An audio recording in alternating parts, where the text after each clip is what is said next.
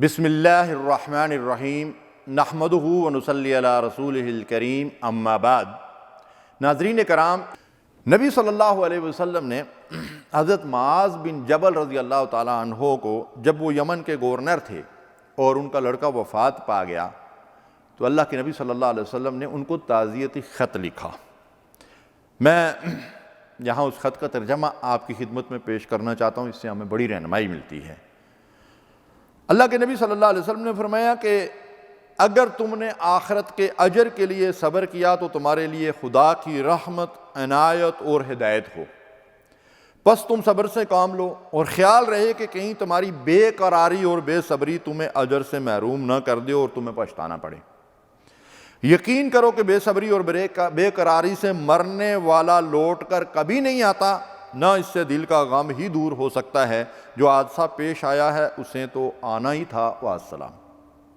کتنا اختصار کے ساتھ رسول اللہ صلی اللہ علیہ وسلم نے کتنی جامع نصیحت حضرت معاذ بن جبل رضی اللہ تعالیٰ عنہ کو کر دی۔ یہ آپ کی نصیحت ہر مومن اور مسلمان مرد اور عورت کے لیے ہے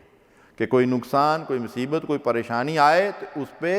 ہائے واویلا فریاد نہ کرو اور اپنی زبانوں سے ایسے الفاظ مت نکالو جن کی وجہ سے تمہارا اجر جو ہے وہ ضائع ہو جائے۔ بعض اوقات آدمی پہ مصیبت آتی ہے نا تو فوری طور پر وہ بڑی جزا فضا کرتا ہے، بہن کرتی ہیں خواتین اور واویلا لوگ کرتے ہیں،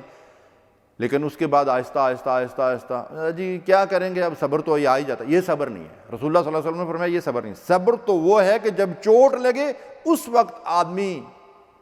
اللہ کو یاد کرے، الحمدللہ انا للہ و انا الیہ راجعون، سب کچھ اللہ ہی کا ہے، اسی کی طرف لوٹنا ہے، اسی کی طرف پلٹنا ہے۔ ایک صحابی رسول تھے تو ان کا ایک نو عمر لڑکا بیمار تھا اور غربت کی وجہ سے باہر محنت مزدوری کے لیے جانا پڑتا تھا، تو وہ باہر چلے گئے، بعد میں اس کی وفات ہو گئی۔ لیکن آپ ان کی اہلیہ کا ایک مثالی صبر دیکھیں۔ انہوں نے یہ سوچا کہ اگر میں آتے ہی اپنے خاوند کو خبر دوں کہ بیٹا وفات پا گیا ہے تو ادھر سے بھوکے پیاسے آئیں گے، اس کے بعد پتہ نہیں کب ان کو کھانا نصیب ہوگا، تدفین دوسرے معاملات میں لگ جائیں گے۔ بیٹا چھوٹا سا تھا، اس کو نہلا دھلا کر، اس کو کفن وفن پہنا کر، اس کے اوپر چادر ڈال کے اس کو لیٹا دیا۔ گھر میں داخل ہوتے ہی انہوں نے بیٹے کی خیریت دریافت کی تو انہوں نے ذو معنی جواب دیا کہ پہلے سے بہتر ہے۔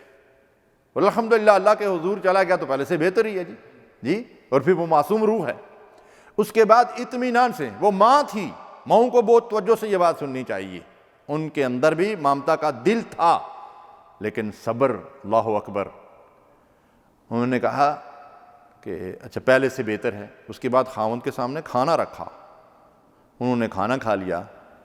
اور اس کے بعد ان سے کہا کہ اگر اللہ تعالیٰ نے اپنے کسی بندے کے حوالے، اگر کسی نے کسی کے حوالے کوئی امانت کی ہو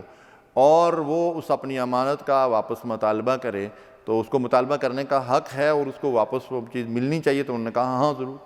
تو پھر عرض کیا کہ اللہ تعالیٰ نے ایک امانت ہمارے حوالے کی تھی تو وہ مالک کی مرضی کہ اللہ تبارک و تعالیٰ نے اسے واپس بلا لیا۔ تو وہ اس بات سے بڑے متاثر ہوئے اور اس کی تدفین وغیرہ کے بعد رسول اللہ صلی اللہ علیہ وسلم کی خدمت میں حاضر ہوئے اور اپنی بیوی کا یہ واقعہ حضور کی خدمت میں عرض کیا تو رسول اللہ صلی اللہ علیہ وسلم بھی اس سے متاثر ہوئے اور آپ نے ان کو بڑی دعائیں دی، اور تاریخ یہ بتاتی ہے کہ کثیر العیال ہوئے وہ، اللہ تبارک و تعالیٰ نے ان کو بہت ساری اولاد عطا فرمائی، اللہ اکبر۔ تو یہ ہے حقیقی صبر کا بدلہ اور جزا جو اللہ تعالیٰ کی طرف سے جو ہے وہ ملتا ہے۔ ایک اس سے زیادہ عبرتناک اور سبق آموز واقعہ ہے کہ جب حضرت ابو سلمہ رضی اللہ تعالیٰ عنہ کی وفات ہو گئی تو ام سلمہ رضی اللہ تعالیٰ عنہا نے جو اس موقع پر کلمات پڑھے جاتے ہیں، انا للہ و انا الیہ راجعون، اللہم اجرنی فی مصیبتی واخلف لی خیرا منہا، تو انہوں نے یہ کلمات پڑھے، لیکن وہ خود کہتی ہیں کہ میں نے یہ سوچا کہ اس کا مطلب تو یہ ہے کہ جو کچھ ہے وہ اللہ ہی کا ہے، اسی کی طرف ہم نے لوٹنا اور پلٹنا ہے، اور اے اللہ اس مصیبت پر مجھے اجر دے، اور جو کچھ مجھ سے کھو گیا ہے، میرے ہاتھوں سے نکل گیا ہے، اس سے بہتر مجھے عطا فرما۔ تو میں یہ سوچتی تھی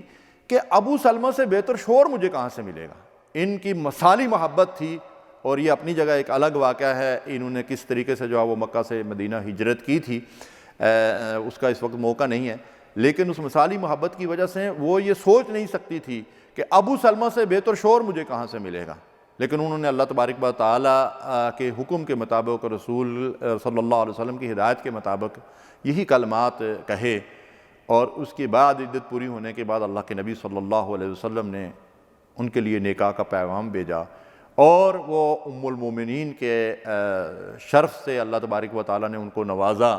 اور وہی ام سلمہ اب ام المومنین ہیں، رسول اللہ صلی اللہ علیہ وسلم کی زوجہ ہیں۔ تو پھر انہوں نے اپنا یہ واقعہ بیان کیا کہ اللہ تبارک و تعالیٰ نے مجھے ابو سلمہ سے بہتر شوہر عطا فرما دیا۔ اللہ اور اس کے رسول نے ہمیں آزمائشوں اور مصیبتوں اور ابتلاء اور پریشانیوں اور امتحانات میں کیسا رویہ رکھنے کا حکم دیا ہے۔ امام الانبیاء جناب محمد رسول اللہ صلی اللہ علیہ وسلم فرماتے ہیں، اگر تمہیں کوئی مصیبت پیش آئے تو یہ نہ کہو کہ اگر میں ایسا کرتا تو یوں ہو جاتا یا نہ ہوتا، بلکہ یوں کہو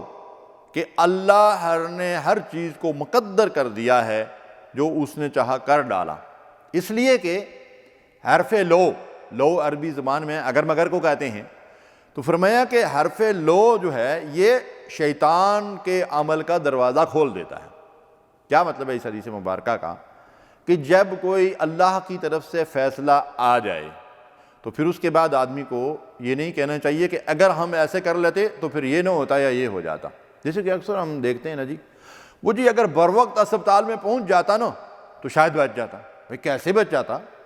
کیا اس کی موت کا وقت آگے پیچھے ہو سکتا تھا؟ اور بعض بڑے بڑے لیڈر ہمارے جو ہیں کسی کی موت پہ کیا بیان دیتے ہیں، اور وہ اخبارات کے اندر شہ سرخیوں سے چھپتا ہے، فلاں شخص کی بے وقت موت نے جو ہے بڑا خلا پیدا کر دیا، انا للہ و انا الیہ راجعون۔ مسلمان ہیں ہم،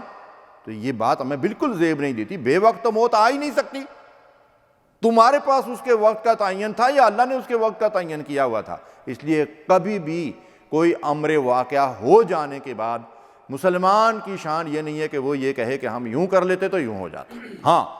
اس سے قبل اپنی ساری تدابیر لڑاؤ، تمام ذرائع اور اسباب اور وسائل کو استعمال کرو، لیکن جب اللہ کا فیصلہ آ جائے تو اس کے بعد یہ نہ کہو کہ یوں کر لیتے تو یوں ہو جاتا۔ پھر یہ مطلب یہ ہے کہ شیطان کو مداخلت کا جو ہے وہ اس کے لیے دروازہ کھل جاتا ہے۔ تو ناظرین کرام، سامعین محترم، اگر ہم اللہ کی رضا پہ راضی رہیں اور اللہ کی نافرمانیوں سے اپنے آپ کو بچائیں اور مصیبتوں پر جو ہے وہ صبر کریں تو اللہ تبارک و تعالیٰ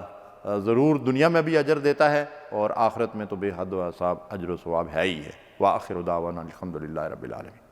اللہم صلی علی سیدنا محمد وعلی آلہ وصحبہ